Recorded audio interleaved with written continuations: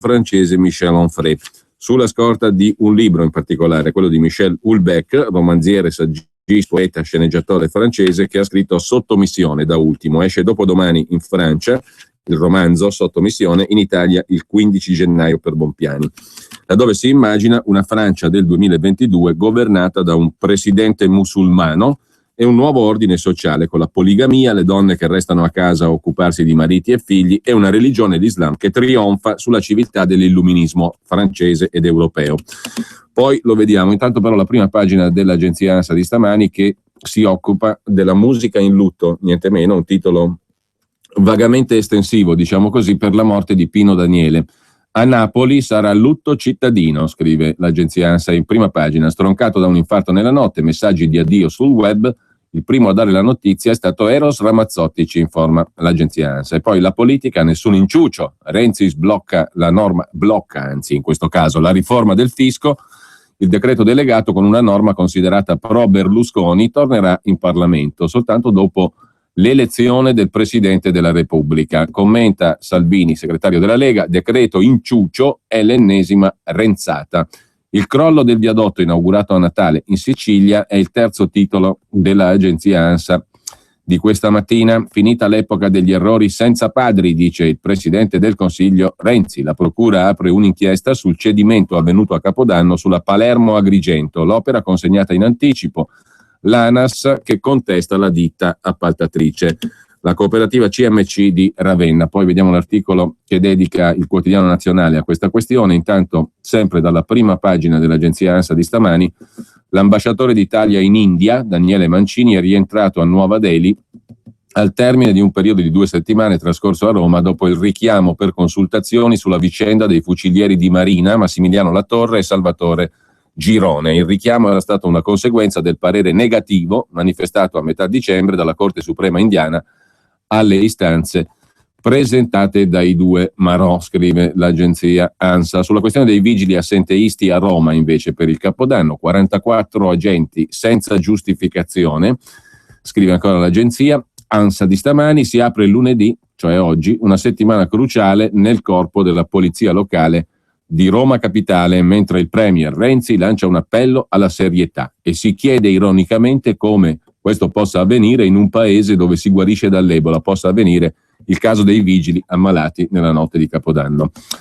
E questi sono i primi titoli dell'agenzia ANSA di stamani. Adesso torniamo e apriamo la prima onda libera del 2015 con la cultura, naturalmente, perché bisogna riflettere, ma in questo caso non c'è nessuna ironia, su una serie di questioni poste.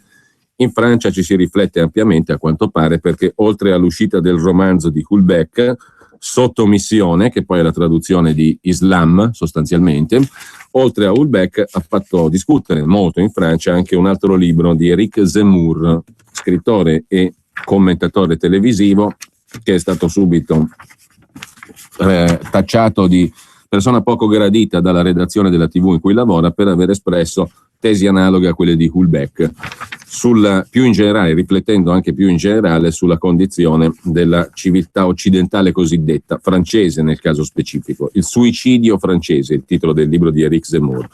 Si parla oggi invece, in questa conversazione del corrispondente da Parigi del Corriere della Sera Stefano Montefiori con il filosofo Michel Onfray, del nuovo romanzo di Michel Houellebecq, Sottomissione.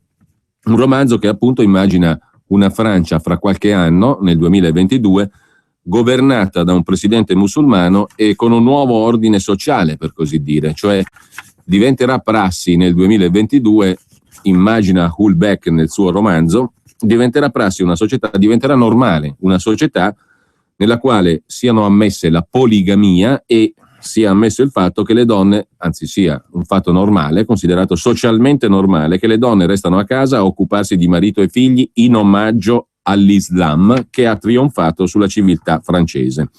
Prima ancora dell'uscita del romanzo, che esce appunto dopodomani in Francia e il 15 gennaio in Italia, il libro ha scatenato polemiche e discussioni. Riconoscimento del valore letterario, senza dubbio, ma anche critiche a una presunta voglia di provocazione da parte dello scrittore Michel Houellebecq. Il Corriere della Sera ha sollecitato l'opinione di Michel Onfray, uno dei più noti intellettuali francesi, autore di decine di opere, tra le quali il celebre Trattato di Ateologia e una controstoria della filosofia, editi in Italia da Ponte alle Grazie. Un pensatore ateo, Michel Onfray, che ha letto e ha amato il romanzo del momento, perché Onfray ha già letto il romanzo di Michel Houellebecq, Sottomissione, che è la traduzione poi di Islam. Sottomissione è un romanzo e non un saggio, e dunque la questione che pone all'inizio di questa conversazione Stefano Montefiori al filosofo Michel Onfray è questa: è possibile, essendo questo di Houellebecq un romanzo e non un saggio, è possibile dividere il valore letterario dell'opera dal suo contenuto, per così dire, profetico, visto che il romanzo profetizza appunto, o immagina, ipotizza una Francia del 2022 governata dall'Islam col presidente musulmano. La distinzione tra valore letterario e contenuto profetico dell'opera è un esercizio di stile. Il romanzo è una fiction politica, ma anche metafisica, dice Onfray. Un romanzo sull'ignavia delle persone, degli universitari in particolare. Un romanzo molto anarchico di destra. Un libro sulla collaborazione, una vecchia passione francese, il collaborazionismo per essere più precisi. Come mai un universitario specialista di Huysmans e dell'illuminismo francese si converte all'Islam? Nel romanzo di Michel Houellebecq ne scopriamo le ragioni un poco alla volta. Per esempio, l'universitario, il professore francese, quindi erede della tradizione illuministica, laica, eccetera, eccetera, un professorone francese, per così dire, può convertirsi all'Islam, per esempio perché questo gli garantisce la promozione sociale in seno all'istituzione universitaria riccamente finanziata dai paesi arabi. Gli stipendi mirabolanti di coloro che si convertono è un altro dei motivi per cui il professore universitario francese può convertirsi all'Islam nella finzione letteraria, diciamo così, romanzesca di Michel Houellebecq, il quale racconta anche nel suo romanzo la storia appunto di alcuni illustri intellettuali, professoroni universitari, che si convertono all'Islam perché intanto fanno carriera nelle loro università finanziate dai paesi arabi, università francesi naturalmente, e poi prendono stipendi più alti se si convertono. E poi ci sono anche una serie di altri vantaggi a convertirsi all'Islam per i professoroni francesi, gli illuministi, gli intellettuali. Per esempio la possibilità della poligamia, una ragazza per il sesso, un'altra meno giovane per la cucina, una terza se si vuole, il tutto continuando a bere alcol. Questo libro, commenta il filosofo Michel Onfray, parlando del romanzo Sottomissione di Michel Houellebecq, questo libro è meno un romanzo sull'Islam che non un libro sul collaborazionismo, sulla fiacchezza, il cinismo, l'opportunismo. La parte più scioccante del libro di Houellebecq è forse il destino riservato alle donne. Su questo punto la nostra epoca è schizofrenica, dice Michel Onfray, intervistato dal Corriere della Sera di oggi.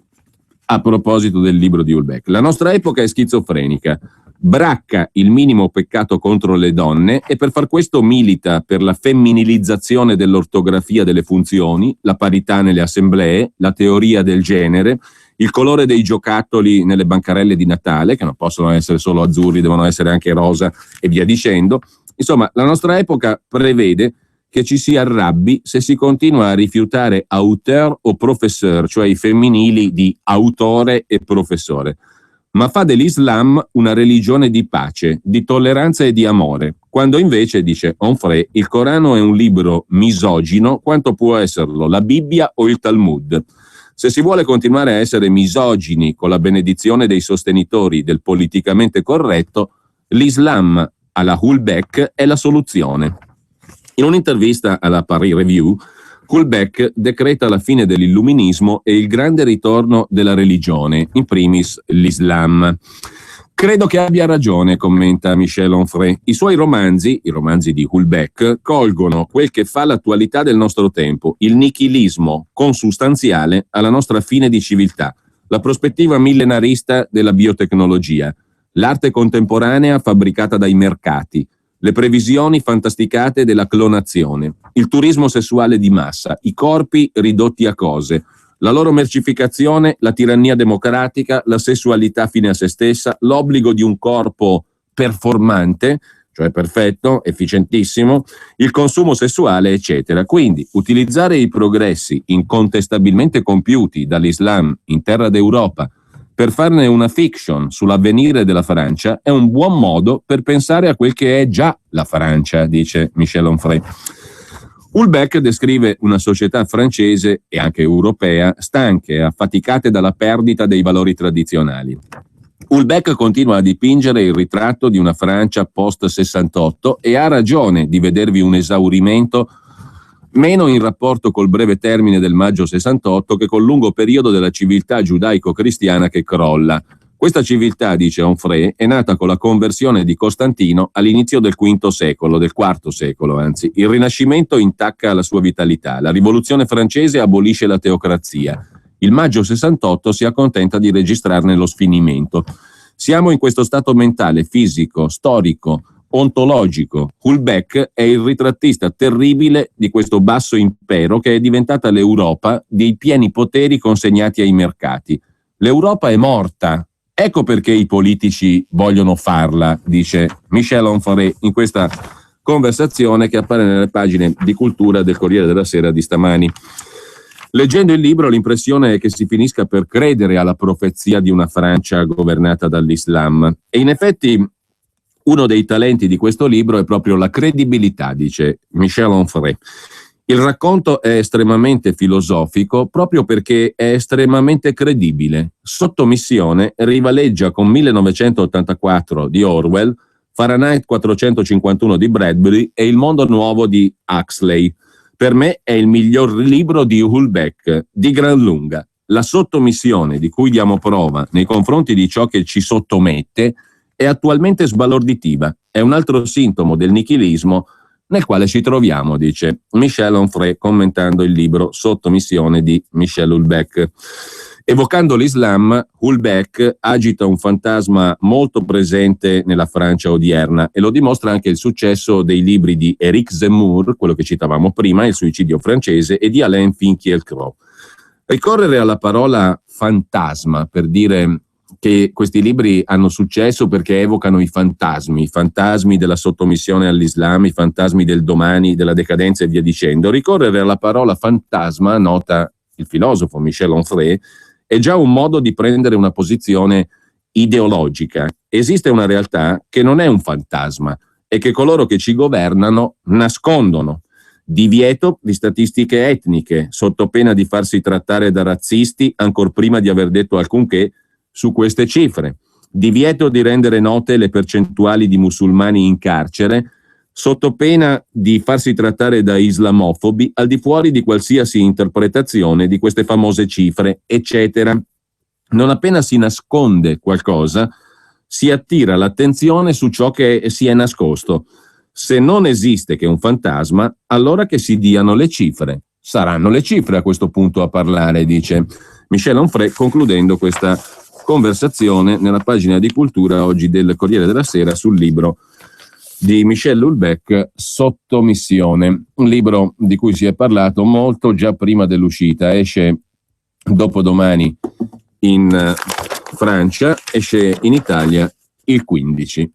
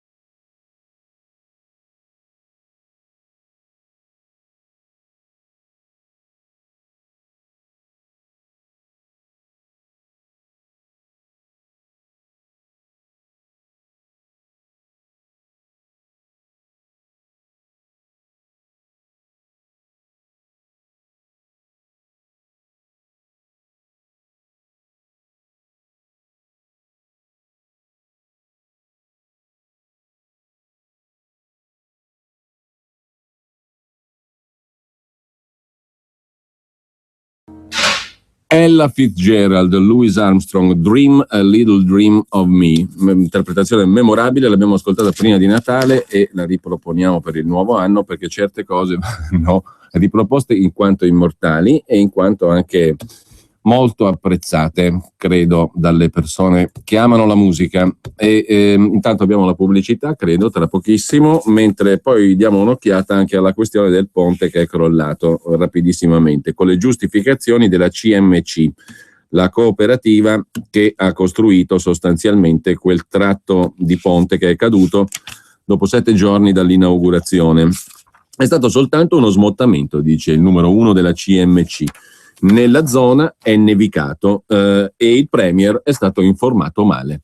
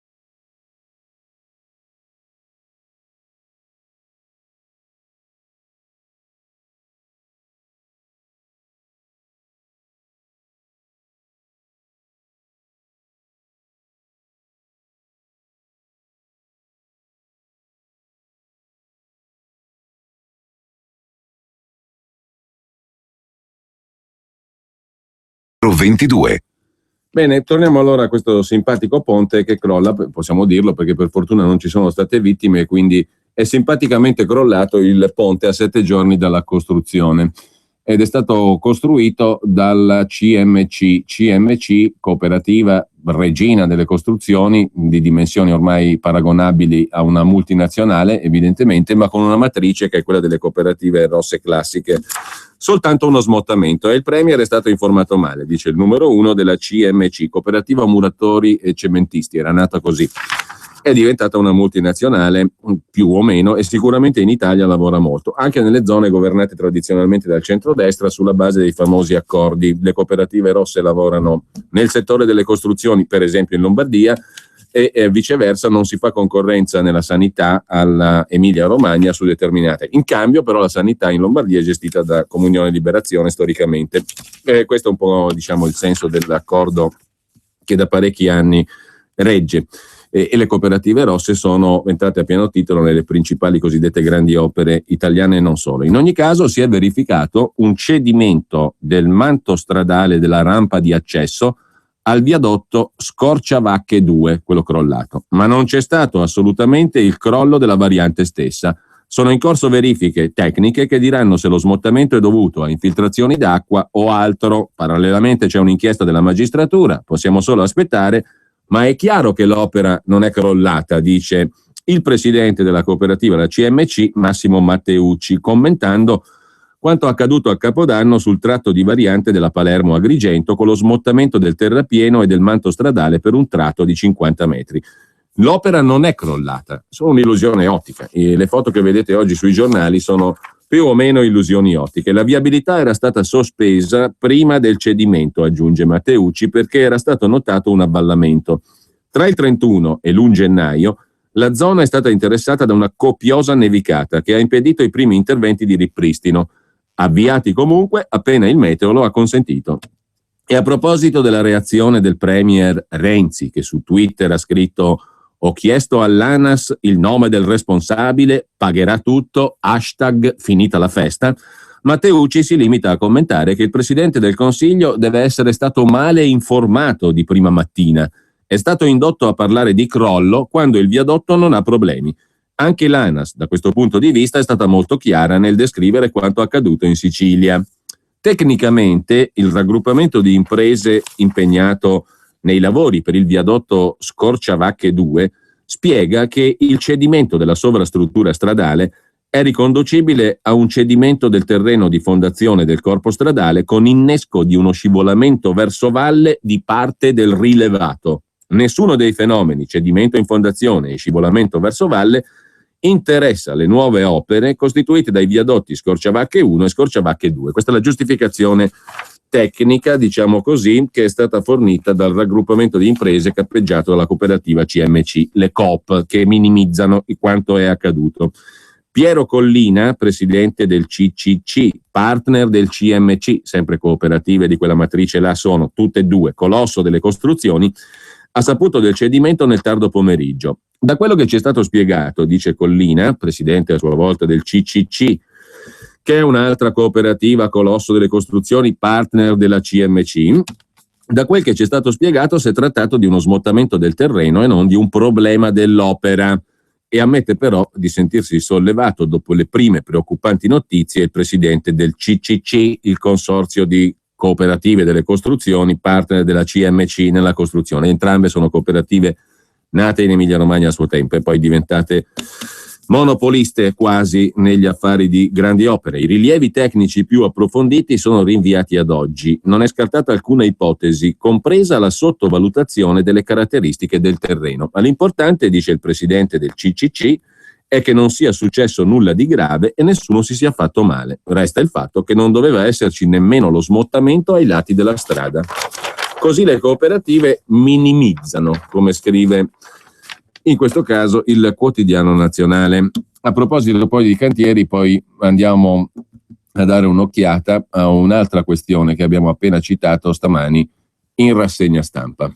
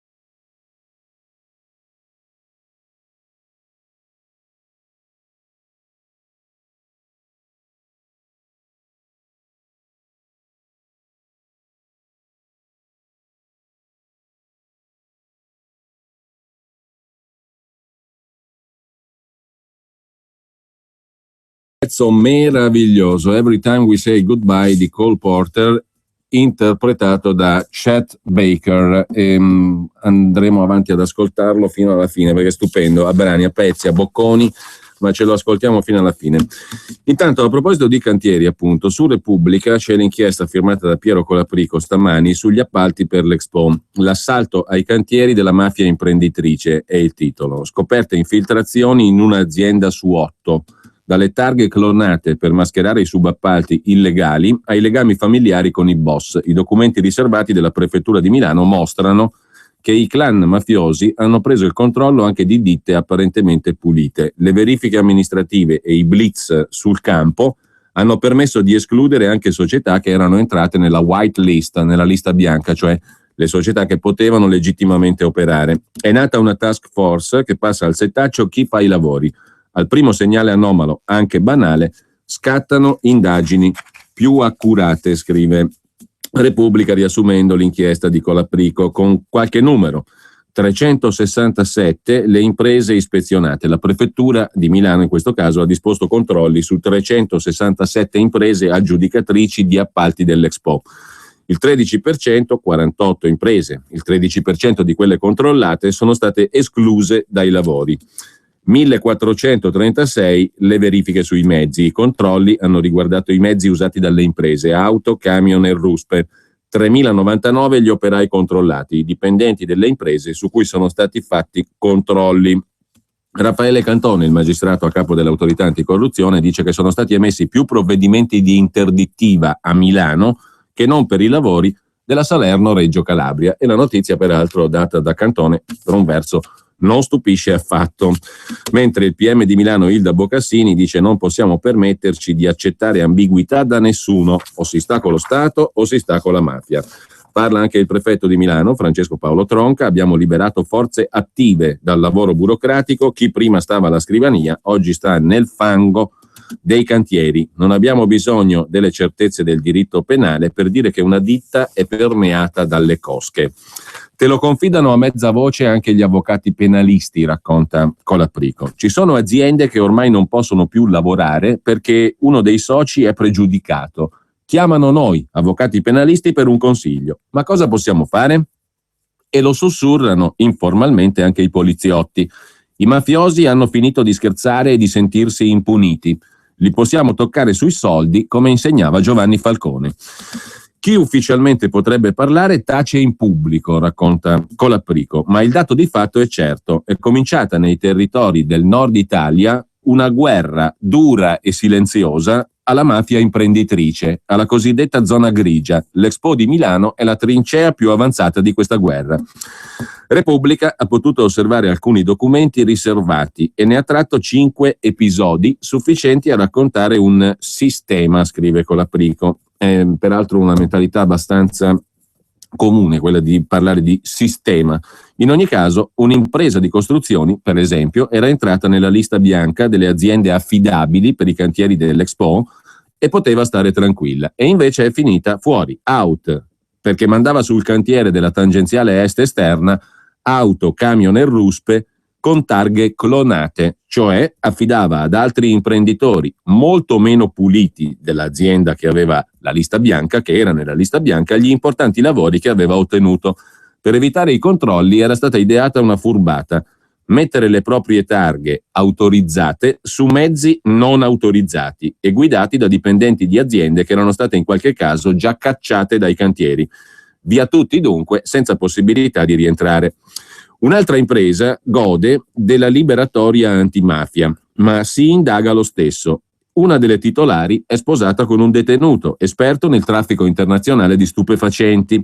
Il capitale sociale serve, viene accertato dalle indagini, alle spese legali e al sostentamento dei familiari. Questo motivo basta e avanza per sbattere fuori dai cantieri questa azienda. E anche la terza azienda appare a prima vista specchiata, ma ha assunto esclusivamente operai che arrivano da un piccolo paese del Crotonese. È una forma di campanilismo oppure c'è altro? E chi sono questi lavoratori? Vengono censiti e radiografati. Risulta che o sono uomini con precedenti penali oppure risultano legati a cosche di grande spessore criminale. Tra i paesani c'è infatti chi si occupa di prostituzione, chi viene trovato con armi, e un giorno sul cantiere appare, nonostante non c'entri nulla, un pregiudicato condannato per 416 bis, associazione mafiosa. Via dall'Expo e dintorni anche questa ditta. La quarta azienda, il quarto esempio raccontato oggi da Piero Colaprico su Repubblica, è un'azienda a conduzione familiare, a contratti sia con la metropolitana di Milano sia con la tangenziale. Attende il sì per entrare nella white list, nella lista bianca delle aziende pulite che possono operare. Ed è tutto all'insegna del no problem, finché l'amministratore unico viene trovato in possesso di 2 pistole con matricola a brasa e un numero consistente di cartucce. Emerge una parentela. Questo amministratore calibro 9, sino ad allora incensurato, è nato nella stessa famiglia di un capomafia strettamente collegato ai vertici della Cosa Nostra siciliana. Via anche questa azienda. E anche la quinta impresa è a conduzione familiare. Viene gestita da due giovani fratelli, immacolati, ma un guaio con la legge ce l'hanno, no, non ce l'hanno mai avuto formalmente. Si occupano del movimento terra, sono anche bravi, costano poco. Purtroppo per i due è il papà che fa squillare il campanello d'allarme. Ha un fascicolo penale il padre alto come un vocabolario e frequenta moltissimi pregiudicati. Le colpe dei padri ricadono dunque sui figli e vanno cacciati anche loro. Questo è l'ordine della prefettura che in burocratese chiamano interdittiva. Contro questa mano pesante dello Stato, racconta ancora Repubblica, alcune imprese sono scese in campo e hanno combattuto i divieti con l'arma della legalità. Hanno fatto ricorso al TAR, ma hanno perso. Consiglio di Stato, tappa successiva, hanno perso anche lì. Dunque, siamo di fronte a un inedito assoluto. Cosa sta succedendo a Milano? Cosa costringe il resto dell'Italia dell'antimafia seria a guardare con grandissima attenzione quel che sta succedendo intorno all'Expo? Passo indietro, scrive Piero Colaprico. L'Italia aveva dichiarato al mondo che l'Expo sarà un evento mafia free. Su questo slogan hanno convinto alcuni scettici, tra i quali gli americani. Ma lo slogan mafia free è la sintesi di un concetto che appare come una rivoluzione copernicana della lotta alla mafia imprenditrice. Riassumibile così: se appalti pubblici vuol dire anche soldi pubblici che dallo Stato vanno alle aziende, spetta o no allo Stato impedire che i denari pubblici possano entrare nelle casse di imprese che non convincono? La prefettura di Milano è diventata una specie di avamposto avanzato della nuova guerra, non dichiarata mai apertamente, mai ufficialmente, ma in corso. Sono state infatti emesse 68 interdittive che proibiscono di partecipare ai lavori. I divieti riguardano 48 imprese sulle 367 che sono state controllate. Vuol dire che il 13%, più di una su 8, non ha superato l'esame. Insomma, racconta Repubblica. I casi fatti, i 5 esempi fatti all'inizio sono indicativi, ma qui si sta facendo sul serio la lotta alla mafia in vista dell'Expo, dice il quotidiano La Repubblica nell'inchiesta di Piero Colaprico. Insomma, a Milano la lotta alla mafia, la mafia imprenditrice, la mafia zona grigia, gli appalti, i lavori pubblici, si sta facendo sul serio in occasione dell'Expo. Tant'è vero che i controlli funzionano e che si sono scoperte anche aziende che teoricamente erano nella lista bianca, cioè pulite. Sono una dimostrazione di efficacia, un modello al quale sta guardando un po' tutta l'Italia dell'antimafia seria, secondo quel che racconta Repubblica.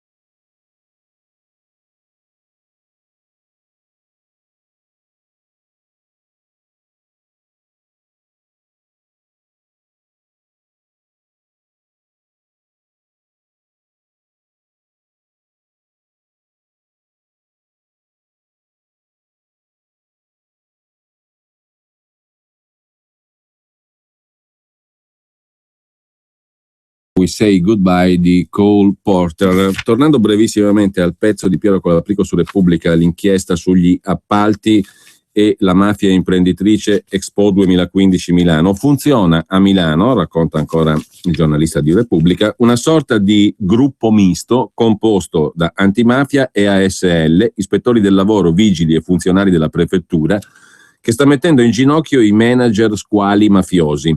Questa pattuglia interforze va sui cantieri, ma dietro le quinte lavorano altri due gruppi più specializzati, il GIA, gruppo antimafia, e il GCEX, che è il gruppo interforze centrale per l'Expo 2015. Appena si accende un allarme rosso, e può essere anche un allarme banale, come il mancato rispetto delle norme sulla sicurezza del cantiere, la presenza di personale non identificato e autorizzato, i garbugli amministrativi, l'uso disinvolto dei badge, l'azienda viene attenzionata dal gruppo misto e passata al setaccio dai detective, che possono incrociare le varie banche dati, da quella del Ministero dell'Interno a quelle bancarie. Un lavoro certosino. Fino alle vacanze di Natale escluse, sono stati controllati 1436 tra auto, carri e ruspe, 3.099 persone, 367 società. C'è stata un'evoluzione continua dei controlli, perché nel 2009 c'erano stati 2 accessi nei cantieri, 3 nel 2010, 7 nel 2011, 16 nel 2012, 18 l'anno dopo, ma nell'anno 2014, quando il prefetto Tronca è ormai convinto dell'efficacia della procedura alla milanese, i controlli diventano 54. Le forze attive liberate dal lavoro burocratico, che si è accollata alla prefettura, eseguono 5 accessi al mese sui cantieri, che consentono di controllare plurime aziende. Coloro che adesso fanno 5 controlli al mese, prima stavano alla scrivania, dice il prefetto di Milano Tronca. È questo cambiamento amministrativo nel metodo di contrasto ai clan e ai loro affari che ha segnato una svolta concreta. Le voci milanesi stanno circolando tra varie prefetture e apparati dello Stato. Questo metodo, si dice, può essere esteso ovunque. Si può azzerare legalmente, facilmente, la possibilità delle aziende grigie di avvicinarsi al ricco piatto degli appalti pubblici.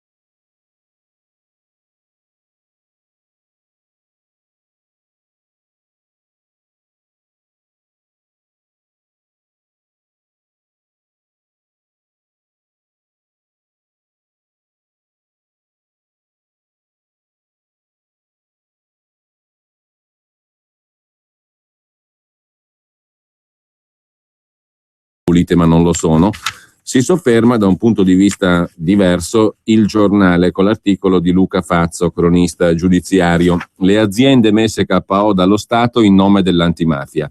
Leggi buone, cattiva gestione, secondo il giornale. Quando le società sospettate di collusione con le cosche vengono sequestrate è una vera Caporetto.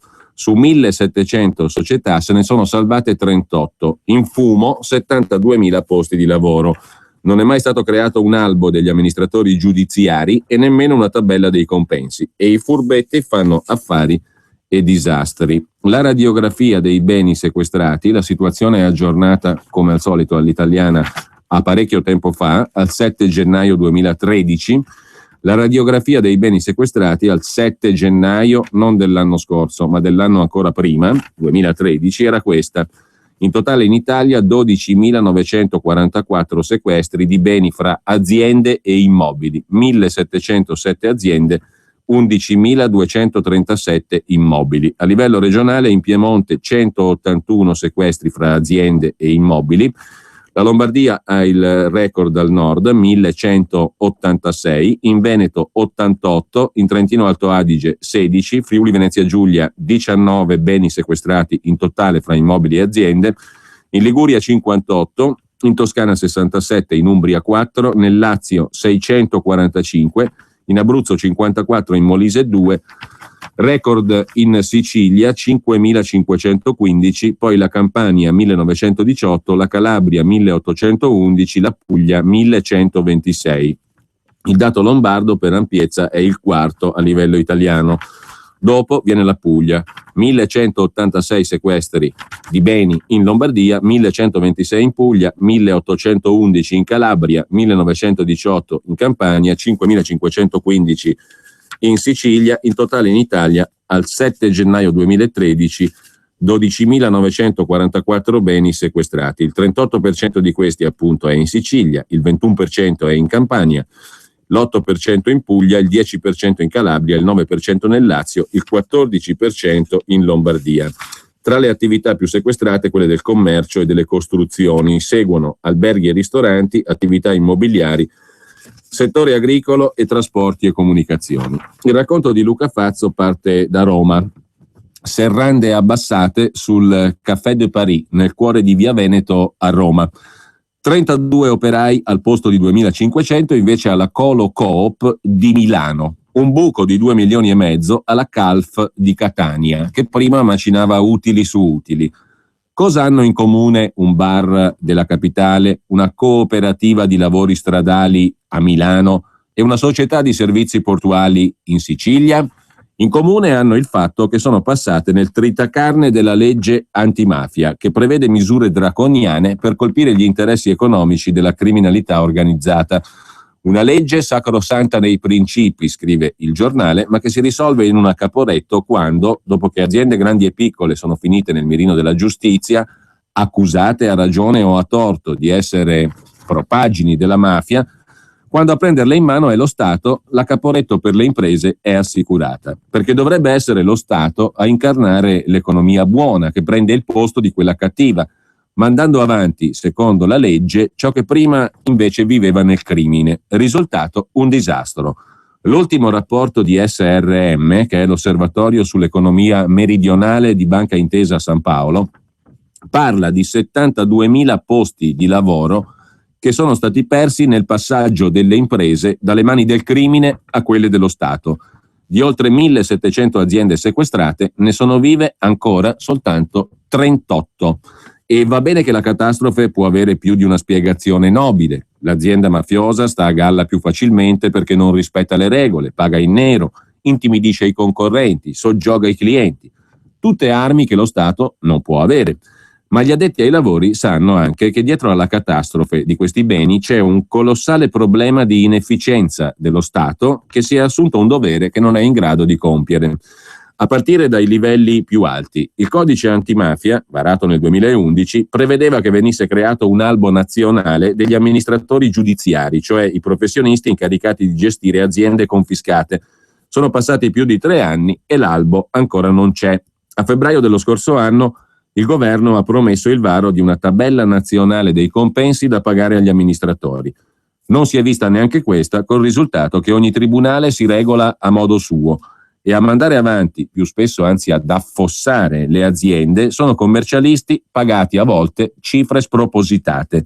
Anche sui criteri di scelta ci sarebbe da discutere.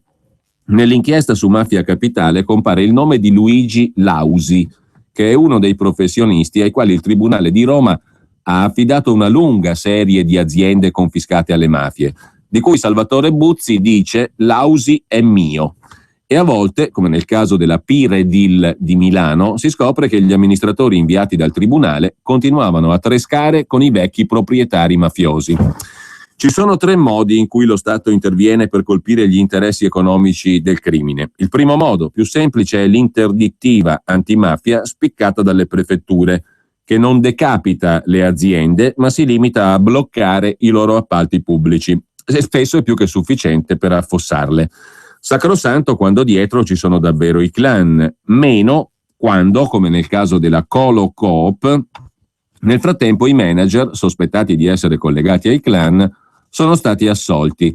Poi c'è il sequestro disposto dai pubblici ministeri durante le inchieste. Infine, lo strumento più usato, il provvedimento delle cosiddette misure di prevenzione, che può scattare a prescindere dal fatto che esistano o no un'inchiesta penale, sulla base di un semplice sospetto, o anche se il processo penale è finito in nulla. Il provvedimento ha durata massima di 18 mesi, un periodo di tempo che basta per disintegrare qualunque azienda, e si tratta poi di un provvedimento non appellabile, cioè non puoi fare ricorso in appello. Il caso più eclatante da questo punto di vista è probabilmente quello di Italgas, azienda di distribuzione gas di Snam, 3.000 addetti, messa sotto amministrazione giudiziaria dal Tribunale di Palermo il 9 luglio 2014 sulla base di contatti di un manager locale con una ditta in odore di mafia. Il manager non è mai stato neanche indagato. La ditta è stata assolta con formula piena, ma Italgas rimane commissariata. Per giovedì prossimo era fissata un'udienza, scrive ancora Luca Fazzo su Il Giornale, ma a fine dicembre i pubblici ministeri hanno chiesto e ottenuto il rinnovo del commissariamento per altri 6 mesi. Nel frattempo, secondo alcuni calcoli, gli amministratori nominati dal Tribunale hanno già presentato parcelle per diversi milioni di euro. Nel corso dell'audizione davanti alla Commissione Antimafia, il deputato di Scelta Civica Andrea Vecchio ha motivato così il trattamento riservato all'azienda, alla Italgas. Mi sono arrivate chiacchiere da bar secondo le quali in passato la quasi totalità delle imprese che hanno messo i tubi per la SNAM, da nord a sud, erano mafiose. E così conclude Luca Fazzo su Il Giornale: tra inchieste serie e chiacchiere da bar, l'elenco delle aziende inghiottite e distrutte in nome dell'antimafia cresce giorno per giorno. Fare i conti di questo disastroso business è quasi impossibile. Secondo stime caute, il valore totale dei beni confiscati è intorno ai 10 miliardi di euro. La Commissione parlamentare antimafia parla però di un totale superiore ai 30 miliardi.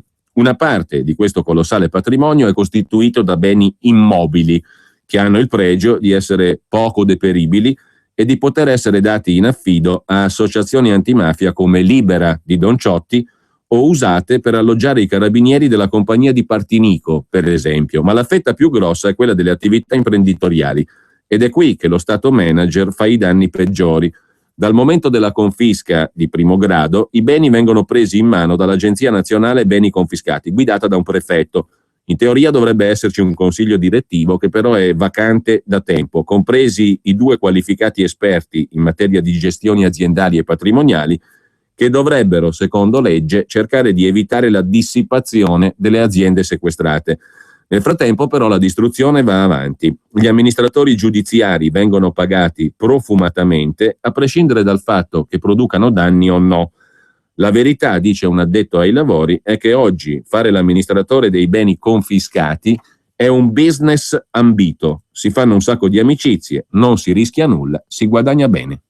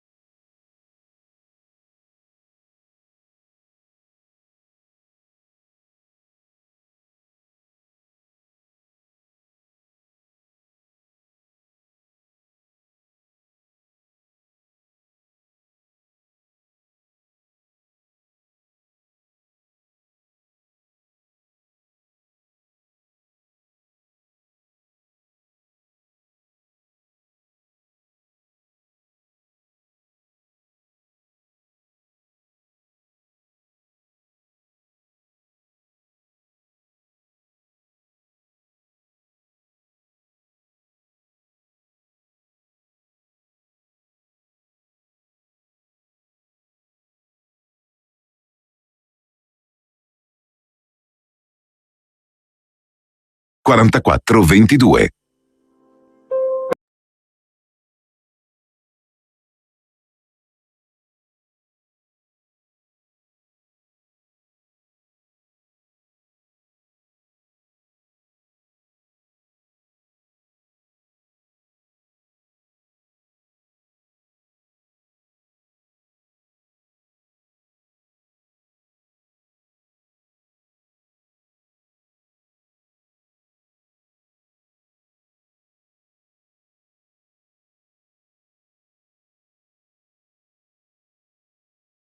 Baker, Every Time We Say Goodbye di Cole Porter, che continuiamo ad ascoltare e lo faremo fino alla fine. Intanto però, per chiudere il discorso di prima su appalti pubblici, mafie varie, sequestri di beni e via dicendo, Milano provincia dell''ndrangheta è il titolo del pezzo di Davide Milosa oggi sul Fatto Quotidiano del lunedì. Droga, omicidi, armi nel capoluogo lombardo comandano le maggiori famiglie legate alle cosche calabresi, hanno contatti e sanno muoversi, sulle spalle portano decenni di carcere.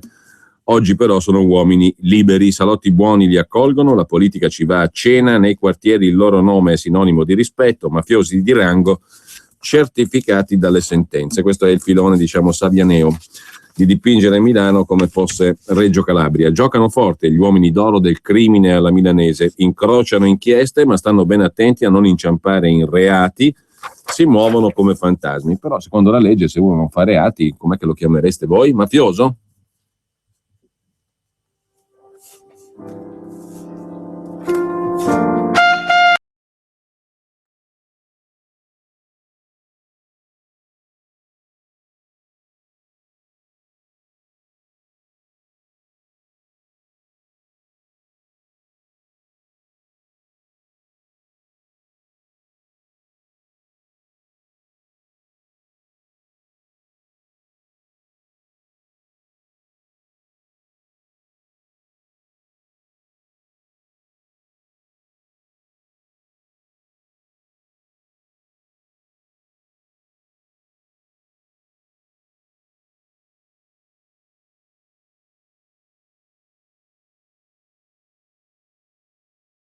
Completamente argomento, ma a proposito di una delle notizie che abbiamo letto stamattina sui giornali, ovvero tutte le discussioni, che non è una notizia di oggi, se ne discute ormai da tantissimi giorni su chi sarà il prossimo presidente della Repubblica, i papabili, i non papabili, i meno papabili, i più papabili, tra i nomi circolati anche quello di Romano Prodi, di cui si occupa oggi il giornale con Stefano Filippi. Ma a proposito di Quirinale, c'è da segnalare la prima pagina del sito Dagospia, il sito di Roberto D'Agostino, che apre con i profili in nero su sfondo bianco, tipo il gioco delle ombre, di Renzi e Berlusconi.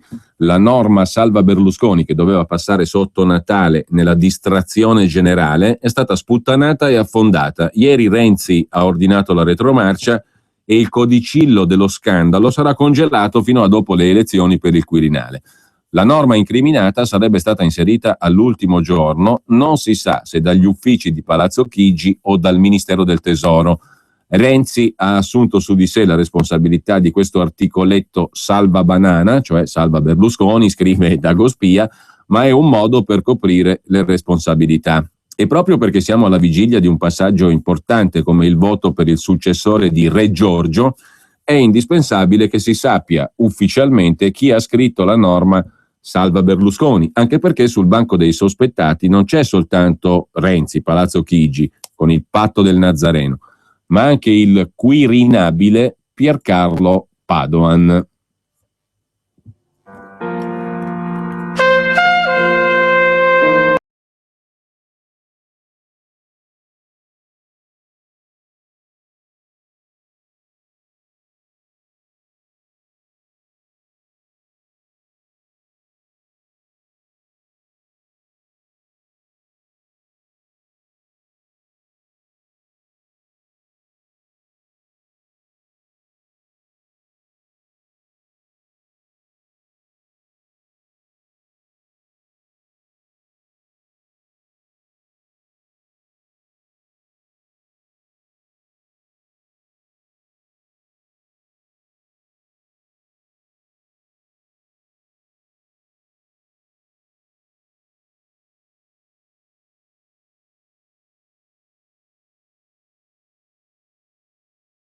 We say goodbye per occuparci di un argomento più simpatico, più leggero. Un pensionato di lusso, Romano Prodi, consulenze e 3 pensioni che non bastano, scrive oggi il giornale. L'avido Prodi adesso vuole altre poltrone, dalla Maserati al Sahel, il deserto africano, passando per l'Iri e per Palazzo Chigi. Il professor Prodi è l'uomo buono per ogni incarico. Ogni mese incassa 15.000 euro di pensione e ora ha il chiodo fisso di salire al Quirinale, secondo l'interpretazione de Il Giornale nell'articolo di Stefano Filippi. Il collezionista di poltrone si sta riscaldando per la corsa al Quirinale. È la sua vera ambizione, il sogno di una vita. Lo nega a tutti fuorché a se stesso. Il 75enne Romano Prodi ha sempre fatto incetta di incarichi, cattedre, lauree ad honorem, riconoscimenti vari. È stato docente universitario a Trento, divenne ordinario di economia mentre il fratello Paolo Prodi era rettore, e poi a Bologna. Ha fatto il consigliere comunale, il ministro, il pluripresidente dell'IRI 2 volte, del governo altrettante, della Commissione europea, del Comitato nazionale, dell'Assemblea Costituente del PD. Ha presieduto anche la società Il Mulino e ha fondato Nomisma, istituto di ricerca. A metà anni 70 si è tolto la soddisfazione di una corsa in Maserati, una nomina politica, mentre la casa automobilistica modenese era controllata dalla Gepi e da Alejandro De Tomaso, e poi ha fatto un giro in barca alla Callegari e Ghigi, azienda nautica di Ravenna che produceva gommoni. Siccome la sua permalosità è pari solo all'ambizione, quando fu defenestrato per la seconda volta da Palazzo Chigi, con sommo disprezzo esclamò: «L'Italia non mi merita, mi dedicherò ad attività internazionali». Poteva permetterselo, con le spalle coperte da 3 pensioni, da ex docente universitario, ex parlamentare, ex presidente della Commissione dell'Unione Europea, da circa 15.000 euro lordi al mese, più 12 proprietà tra case e terreni fra Bologna e Reggio Emilia. La collezione di presidenze e relativi gettoni ha ripreso vita. Il suo secondo governo è caduto nel maggio 2008. Il 1° settembre Romano Prodi ha dato vita alla Fondazione per la collaborazione tra i popoli, di cui è presidente. Dopo la conclusione della mia attività politica, disse Prodi, ho pensato fosse utile fare tesoro delle esperienze internazionali. L'impegno principale della Fondazione Prodiana, la Fondazione per la collaborazione tra i popoli, di cui Romano Prodi è presidente, l'impegno principale di questa fondazione, scrive ancora Stefano Filippi su Il Giornale di oggi, è quello di organizzare ogni anno un convegno di 2 giorni sul sottosviluppo. Bologna 2010, Washington 2011, Addis Abeba 2012, Pechino 2013, Rimini l'anno scorso. Il sito internet della fondazione, tuttavia, non pubblica un solo bilancio dal 2008 a oggi. Non sono pubblicati neanche i nomi dei sostenitori previsti dallo statuto della fondazione di Prodi.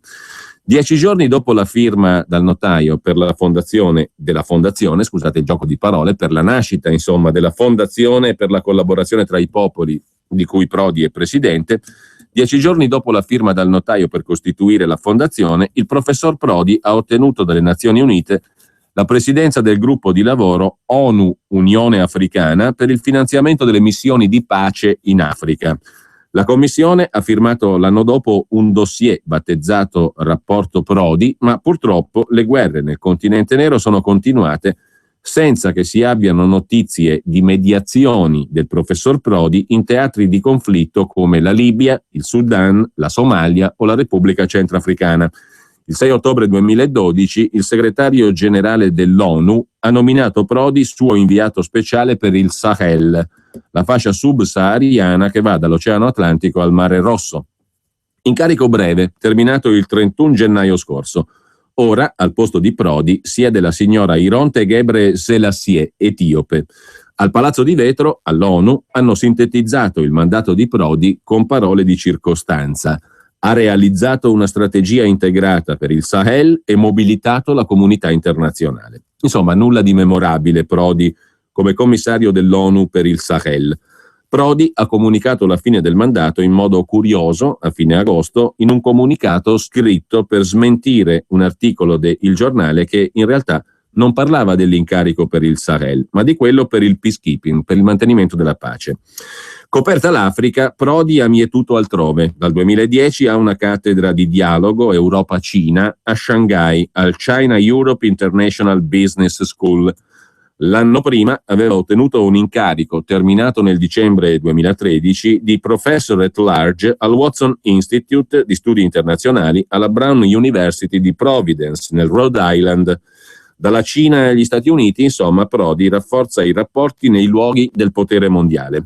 Per avere un'idea di quanto siano ramificati questi rapporti, basterebbe scorrere l'elenco delle 11 lauree onorifiche assegnate a Romano Prodi da atenei di ogni angolo del mondo dal 2008 a oggi. Si va dalla Germania alla Russia, dalla Turchia alla Cina, dal Marocco alla Thailandia al Burkina Faso. In tutto Romano Prodi ha ben 38 titoli accademici honoris causa. Il primo gli fu conferito nel 1998 dall'Università di Madras in India. Di lobby in lobby, Romano Prodi è un assiduo frequentatore anche di circoli riservati e influenti. Ha partecipato a incontri del club Bilderberg ed è membro del comitato esecutivo dell'Aspen Institute Italia, presieduto già da Giulio Tremonti. Scrive editoriali sul Confindustriale Sole 24 Ore, sul quotidiano Il Messaggero della famiglia Caltagirone, e memore delle consulenze prestate negli anni 90 alla banca d'affari americana Goldman Sachs, Romano Prodi non disdegna incarichi in colossi industriali, bancari e finanziari. Nel 2009 Prodi è stato cooptato nell'advisory board della British Petroleum. Nei curriculum ufficiali questo dettaglio è difficile da trovare, così come gli stretti legami di Prodi con la Goldman Sachs. Prodi è stato costretto a ufficializzare i legami con la British Petroleum parecchio tempo dopo, quando un disastro ambientale nel Golfo del Messico coinvolse una nave cisterna della compagnia britannica.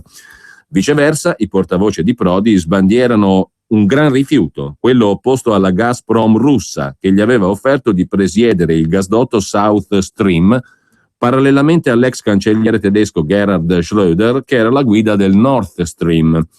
Ma Romano Prodi non si è sottratto, un anno fa, all'insistenza di Putin, che gli ha chiesto di collaborare alla stesura di un rapporto sull'immigrazione da presentare al G8 che si svolse nel giugno scorso a Sochi sotto la presidenza russa.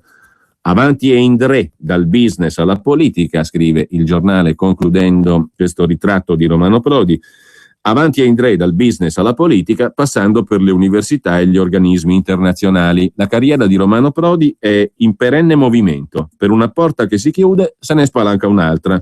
L'ultimo scranno conquistato risale allo scorso febbraio, quando il professore è stato nominato presidente dell'International Advisory Board della banca Unicredit al posto di Giuliano Amato, che è stato nominato giudice costituzionale. Così, un passo dopo l'altro, avanza la scalata del potere prodiano, ma la vetta del colle, del Quirinale, è più impervia di un 8000 dell'Himalaya, scrive il giornale.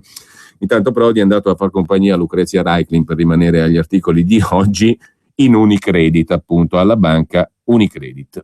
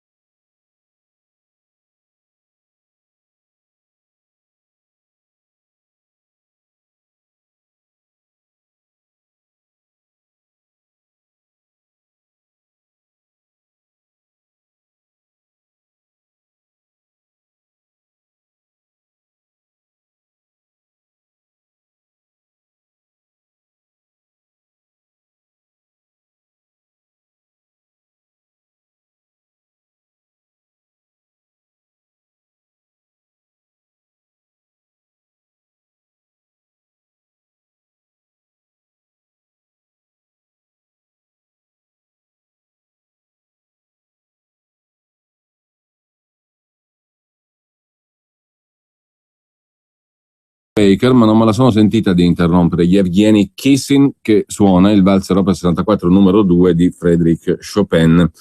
Era impossibile, sarebbe stato un attentato alla musica che celebriamo diversamente dall'ANSA di quest'oggi, senza nessun riferimento, parce sepultis, anzi non ancora sepultis. Ma comunque, ad ogni modo, per chiudere sulle questioni di finanza pubblica, vi segnalo dalla pagina 5 del Sole 24 Ore di oggi l'articolo di Antonello Cherchi e Valeria Uva a proposito delle famose, importantissime, indispensabili authority italiane, le autorità di garanzia nei vari settori, che si stanno adeguando in questo caso alla spending review sul personale. Celeberrimo, forse ve lo ricorderete tanti anni fa quando cercammo di telefonare e parlammo in qualche caso con alcuni degli esperti o degli assunti, per meglio dire più in generale, all'autorità delle comunicazioni, che ebbe sede a Roma e anche a Napoli, perché non si poteva trascurare Napoli, famosa in tutto il mondo per le attività nelle telecomunicazioni e nei telefoni. A Napoli fu distaccata una sede della famosa, celeberrima Authority delle comunicazioni.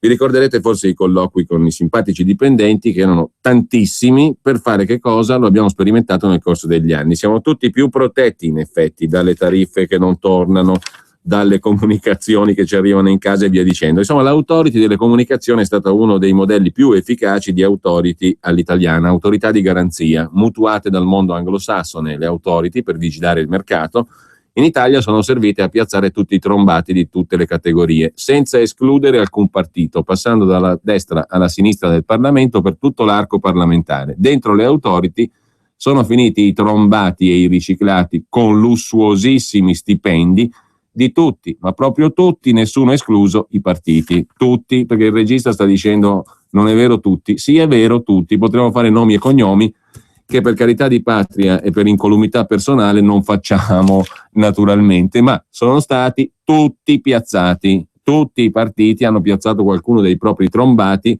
all'interno delle mirabolanti authority, che sono servite a garantire il cittadino, a garantire il consumatore, eccetera, eccetera. Vi dico soltanto, per esempio, autorità garante per la privacy. Vi dice nulla? Andate a vedere chi siede all'autorità garante per la privacy e chi è il presidente. Tanto per fare qualche nome. Il presidente era un ex capogruppo di un importante partito, poi c'era una ex deputata di un altrettanto importante, bla bla bla, insomma. Comunque lì dentro sono finiti con stipendioni giganteschi, in alcuni casi anche superiori a quelli che prendevano da parlamentari, parecchi parlamentari che sono stati o trombati o emarginati o riciclati, ma siccome non si butta mai niente, nell'authority si sono sistemati molto molto comodamente, molto agiatamente.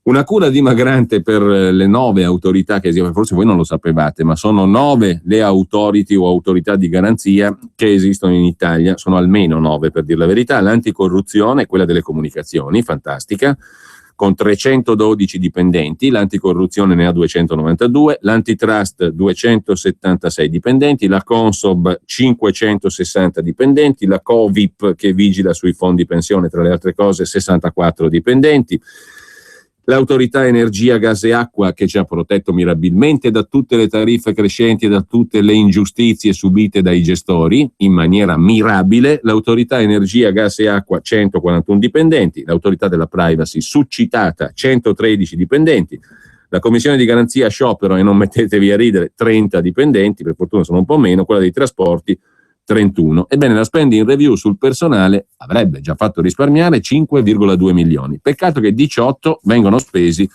per affittare le sedi. 3 milioni e 315 mila euro costa per esempio la sede dell'antitrust.